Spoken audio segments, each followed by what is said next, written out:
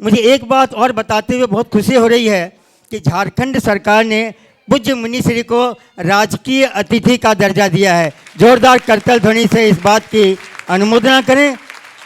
और इसके लिए मैं झारखंड सरकार, विशेषकर हमारे लोकप्रिय मुख्यमंत्री श्री हेमंत सोरेन जी का बहुत बहुत आभार प्रकट करता हूं पूरे जैन समाज रांची की ओर से। यह हेमंत सोरेन की धार्मिक भावना तो है ही, पूज्य मुनिश्री के प्रति उनका अनुराग भी इस बात से पता चलता है, क्योंकि इसके पहले जो मुनिश्री झारखंड में आए थे तब भी हेमंत सोरेन जी मुख्यमंत्री थे और उन्होंने इन्हें राजकीय अतिथि का दर्जा दिया था। तो इसके लिए जैन समाज उनका सदैव आभारी रहेगा। और इस कार्य में चीफ सेक्रेटरी झारखंड श्री अविनाश सिंह जी ने जो महत्वपूर्ण भूमिका निभाई है, मैं जैन समाज रांची की ओर से उन्हें बहुत बहुत धन्यवाद देता हूं, बहुत बहुत आभार उनका प्रकट करता हूं। महाराज श्री, मुझे एक बात ये पूछनी है कि जब ऐसे कोई मुख्यमंत्री, युवा मुख्यमंत्री, पढ़े लिखे मुख्यमंत्री इस प्रकार के कार्य की अनुमोदना करते हैं और करते हैं, तो उनका आभार किन शब्दों में हम व्यक्त करें ताकि हम उन्होंने जो सम्मान दिया है आपको और जो रांची जैन समाज को अवसर दिया है उनका धन्यवाद दे सकें। पूज्य मुनिश्री। देखो भाई, आप हमें राजकीय अतिथि बनाओ चाहे कोई, हम तो अतिथि हैं।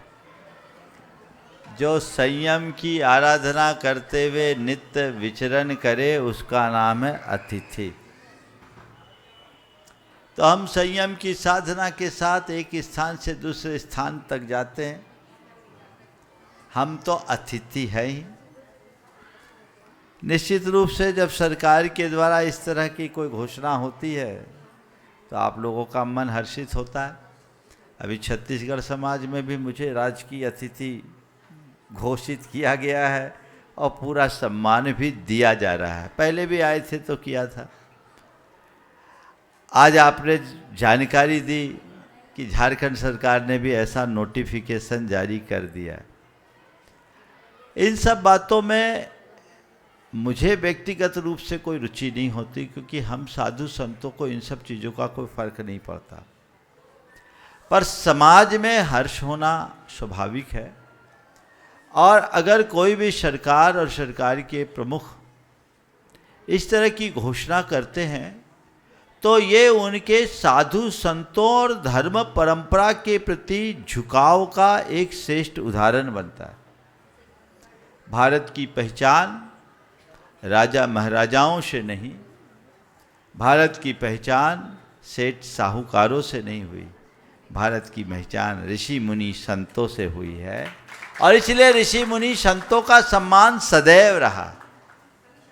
हमारे यहाँ एक परिपाटी रही कि राजा महाराजा भी जब ऋषि मुनि संतों के चरणों में जाते थे तो अपना राज चिन्ह उतार करके जाते थे।